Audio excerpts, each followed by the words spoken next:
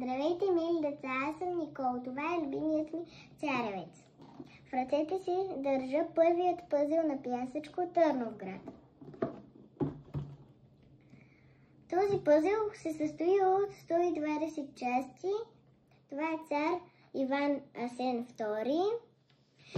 Той има скрити гатанки за вас и в цялото му кралство е пълен хаос. Вие трябва, след като сглобите пъзела, да вземете тази малка лупа и с нейната помощ, ето тук са ви е написано какво трябва да намерите, с лупата да го намерите. И искам също да ви споделя, че отзад на този пъзел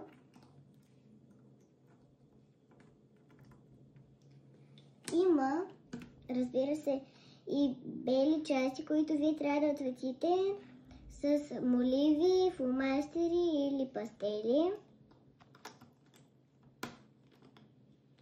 Тези гатанки общо са 53. Това е всичко от мен. Очаквайте втория пъзел на пясъчко в шипка.